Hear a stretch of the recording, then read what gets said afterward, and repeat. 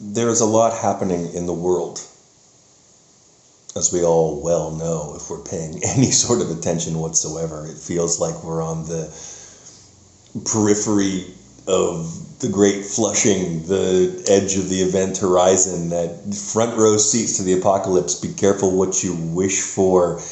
The old Chinese curse of may you live in interesting times. And at these moments, whether there are obvious markers like hell, for me, if by the time I'm posting this, it should be the 5-decade mark, right? The dreaded birthday for men everywhere, the big day where you kind of say goodbye to relevance and hello to impotence, maybe. At these important moments, I like to bring up the topic of dreams, because that's when the big ones come for me. I think dreams are important. I am absolutely from the Jungian school, that you've got this stuff stirring in your unconscious or in the collective unconscious, the big pool, the great unknown, unseen mind, the higher self. And a lot of times, well, several times in my life, I honestly feel like I have been given important messages or visions in my dreams. These are different from dreams that are just like sorting and cataloging feelings in the day's events or recent events or worries or fears or whatever. But, deeper stuff is happening. And not just nightmares, which are also concerns and fears sometimes just of the future. If it's just like obvious you're being chased or your teeth are falling out, you're losing control or something like this. I think it's maybe why a lot of people come to me randomly, even like after years of not speaking, and go, Brooke, I just had to talk to you because I had this dream and I want to know what it means. Now, the thing is with dreams, I do not believe you can get one of those giant books, 10,000 Chinese interpretations of what your dreams mean, because the thing is, the dreams are coming from a timeless, symbolic, archetypal realm. That's what I think. I think there's a lot of writing about this, a lot of philosophical talk and pondering on this. And the thing with symbols is that different symbols mean different things for each person. So just because I dream of a pink elephant doesn't mean it's going to have the same meaning for you. Pink elephants could represent, childhood and imaginary things and, happy visions. And for someone else, who knows, like for some weird sect of Buddhism, it could represent disease or, corrupted knowledge. You don't know. You don't know. Sometimes, like Freud said, a cigar is just a cigar, and other times it is, without a doubt, a penis you should or should not be chomping on. I had a dream last night. So I don't do these video blogs often. And this is one of those 10 or 20 in my life that definitely stuck with me. And I just felt the need to share it. Let's just get into it. I'm on a baseball field. I know I'm dreaming, which is, I think, a byproduct of meditation and, attempts at lucid dreaming. You get a quick sense that I'm in a dream, but I'm a witness to it, so I need to let it play out because something important's happening. I even know the play field around me is clear, like it's an HD television presentation. There's also this weird rim of fog, like those old video games that had to, Z-buffer or have the horizon drawn in with a layer of fog because the processor wasn't strong enough. The memory couldn't handle the thing. So there was fog on the baseball field.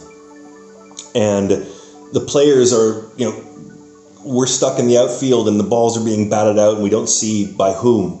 But people are missing their catches because of the fog. I'm doing particularly horribly. Let me adjust this camera. I'm doing particularly horribly as the crowd is almost non-responsive. They're apathetic or they're booing. And someone tosses a ball to me and I miss it. Someone bats one out and I can't seem to catch it because of the fog. Everything is obscured.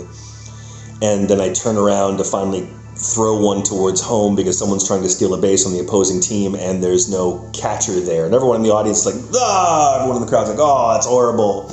And I'm just slapping my head, doing a total face palm.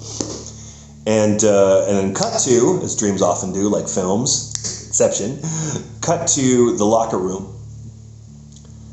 In the locker room, and we are all kind of accepting our fate, the loss. A little despondent, but hilariously so. Just this absurd blowout that happened in the game. And we're all kind of like ribbing on each other. And I was never a team sports guy, so this is something in my subconscious processing what I've seen in movies and on TV and ESPN.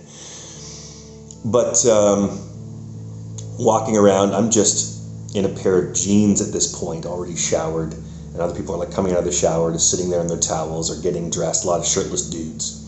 And they seem younger than me, that's for sure. And I think someone even made a joke, hey, old man, you know, should you even be out there on the field anymore? I said, well, at least I'm out there. There was no actual catcher out there for me to throw the ball to, huh? Could we like rag on someone else? And everyone laughed. So that was good. That made me feel good for a second in the dream. And I walked out into the hallway from a locker room, and it felt wrong. It felt like I was in the wrong place, and more specifically, like I was in the wrong time. And I walked back in, and now there were only two guys there, sitting on the bench in the locker room, just in their towels, and nothing sexual. It wasn't that vibe, a dream, sorry, to disappoint you. And they had like, you know, thin gold chains on with little medallions and like the kind of feathered 16-year-old mustache like I used to have. And they're kind of like looking at me, waiting for me to talk or be done or something. They seem mildly annoyed and critical for sure. And I just looked at them for a bit and then strode past them, like I threw my shoulders back and tried to really seem like I had purpose, even though the shirt's still off and the jeans are on. I'm sucking in my gut, which I suddenly became aware of the fact that I had, while these guys were like young and lean and powerful. And I walked through the locker area like in a loop, and then just turned around immediately and came back and did the same thing, and just gave them this look like I was looking for something. I thought I'd forgotten something, sorry. And they raised an eyebrow, and again, with the judgmental faces, and I left. But I could hear them like, oh, fucking crazy old guy or loser or something like this. I didn't feel good about that encounter. And I proceeded out into the hallway, which felt like an old high school hallway with like these steel beams and glass floor-to-ceiling windows and some greenery outside, which started to turn into like rocks and rubble. And then I emerged from this long, long hallway where the longer I walked, the more kind of alone I felt and confused and like I was missing something, like I was late for something, like I was in the wrong place, and that something bad was going to happen if I didn't get to where I was supposed to be. And I emerged from this hall through, I'm not sure, but could have been curtains or sliding glass doors that were like smoked out or something. And then I end up in what felt like originally like an airport, like in a terminal system with these super vaulted ceilings and like, you know, cross beams in white and silver up above and strange lighting, and then like signs, digital signs lit up saying here to classroom A, here to classroom B through D, here to... I knew I had to get to G or H, but I couldn't find it, and there were all these people walking back and forth, and they were all much younger than me, and they weren't acknowledging me. It was like I didn't exist. And I took a step forward, and my legs felt incredibly weak, and I became aware as I'm witnessing the dream that lately my ankle has felt incredibly weak, like I can barely stand on it, I can't support myself, and I don't know why. It's worrying me a little bit in real life. And my lower back has been quite fused for a while from an old nagging injury, probably a disc. And as I'm trying to do this slight incline on this brick walkway, just like we're talking 3-4 degrees, I tried to walk up it, and I could only take a few steps, and I lost all my strength, and I took a few steps backwards, and I tried again, and I realized I was stuck. I couldn't move forward. And my back was suddenly against a brick wall, literally, and I couldn't move backwards, and I was trapped and weak, and suddenly I collapsed, not in a big thud, it was like this kind of melting down into the ground, and people continued to walk by, and I'm looking straight up at this strange dappling of sunlight and cross beams that rack focused and went out of focus and again became like smoke. And I was concerned, but I was more disturbed by how alone I felt and how I was going to be late. How I was going to be late. How I was late. I was missing something important. And then from the bottom of the frame of my vision, my field of vision up, came this woman. And I knew something was important because I've had this happen before. I knew something important was happening because her face, which was Asian, it was part Chinese, it reminded me of a few people I've known. Her face kept changing in age. She at first seemed mid to late 30s, and then a little older, and then in her teens, and then maybe 10 years old, and then again much older, 20 and 40, and then elderly, 70s, still looking the same, still the same structure to her face, and her bobbed black hair, her full mouth, and her wider jaw and defined cheekbones. And her face kept coming closer and closer and closer to me in my field of view. And she started singing to me. And I remembered the song when I woke up, but I didn't record it into my phone. I remembered her voice, and now I can only pick out a few words here and there, but as I really focus on it, as I concentrate, it was something like no order here, and it's okay. We all have to go this way, you know, and time, and time, and time. It's time to go. And she's singing this like a lullaby.